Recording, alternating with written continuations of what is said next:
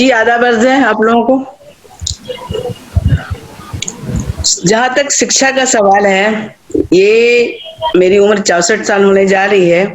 बहुत दिनों बाद इस इलेक्शन में मज़ा आ रहा है कि हमारा मुद्दा, अवाम का मुद्दा शिक्षा, रोज़गार और स्वास्थ्य बना है। मोस्टली शिक्षा और रोज़गार ज़्यादा है। तो लेकिन सरकार जिनकी भी बने, उम्मीद तो है कि परिवर्तन आएगा, हम सबकी जो मेहनतें रंग लाएंगी। तो उसमें सबसे पहले हमको अगर देश को आगे बढ़ाना है, देश का रोशन मुस्तकबिल है सामने है, तो हमें शिक्षा पर बहुत ध्यान देना होगा। बहुत सारी समस्याएं हैं। अभी मैंने सृजन की बात कही, बेशक हम तो एक शिक्षिका रह चुके हैं, तो मुझे तो इस बात का बहुत पूरा इल्म है कि किस तरह से होता है, और लंबी गुफ्तगू हो जाएगी। लेकिन अच्छे टीचर हों, टीचरों को दूसरे काम में न लगाया जाए। उस एक जैसे सरकार ने एक शिक्षा समिति बनाई है, बीआरसी बनाया, सीआरसी बनाया, नथिंग, कोई रोल इनका नहीं है। वो एक क्लर्क बन करके रह गए हैं। और शिक्षा समिति जो बनी है शहर में, तो वार्ड काउंसिलर उनके अध्यक्ष होते हैं और हाथ में वहां मुखिया होते हैं। उन लोगों को सिर्फ कमीशन चाहिए। मैं पूरे जोर दावे से कह रही हूँ, सिर्फ और सिर्फ कमीशन चाहिए। वो मीटिंग में आते भी नहीं है भाई मेरे।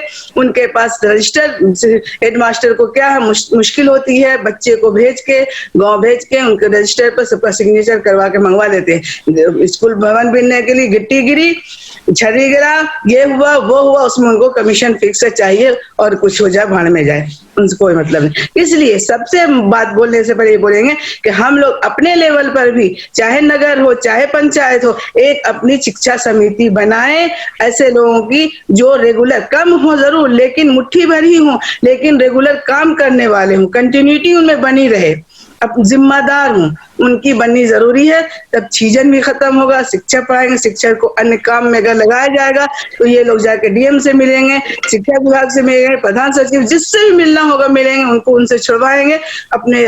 और एक क्लास, एक वर्ग कक्ष में 2-2, 3-3 क्लासें चलती हैं। बताइए क्या पढ़ाई होती होगी। एक शिक्षक ये स्कूल रहता है, वो दुनिया को वो गलत काम में लगाया रहता है। आज बीआरसी जाना है उनको, सीआरसी जाना है उनको, ये बुला रहे हैं, ये कागज वो पत्र, उसी में लगे रहते, कोई पढ़ाई नहीं। अगर 2-3 शिक्षक भी हैं तो वो भी, अगर मिडिल स्कूल में 2 से 3 शिक्षक है, क्या होगा मिडिल स्कूल में। वो भी जो प्राइमरी से लेकर के 8th क्लास तक है, वो स्कूल का तो और दुर्गति है, और दुर्गत है। इसलिए इस सब पर बहुत ही ध्यान देने की जरूरत है कि हर वर्ग कक्ष में एक टीचर हूँ, हर सब्जेक्ट इंग्लिश। अब जिनको जो संस्कृत से आए उनको भी इंग्लिश पढ़ाने दे दिया गया, जो फारसी पढ़ करके आए उनको भी इंग्लिश, जो ज्योग्राफी पढ़ाने दे दिया गया। ये कौन सी बात है। वो उस सब्जेक्ट के जानकार हों, वहां से वो ग्रेजुएट किए हुए हों, उनकी बहाली हो ताकि वो सही से पढ़ा सके और प्रशिक्षित हों। ये हमारा एजुकेशन रूल भी कहता है। और प्रशिक्षित शिक्षक ही नहीं होते, नहीं मानता है एजुकेशन रूल। ये प्रशिक्षित शिक्षक हों और वो बने रहे, उनको अन्य कामों में न लगाया जाए। हम मध्याह्न भोजन बच्चों के लिए जरूरी है, इसलिए कि हम जमीन से जुड़े हुए हैं। देखते हैं कि वो माएँ जो चूल्हा दूसरे घरों में काम करती हैं, बाप मजदूरी करते हैं, उनका बच्चा घर में भूखा आता है। रात में खाना उनके यहाँ सिर्फ बनता है, जो सुबह में बासी बचता है उनके मर्द खा के काम पे चले जाते हैं।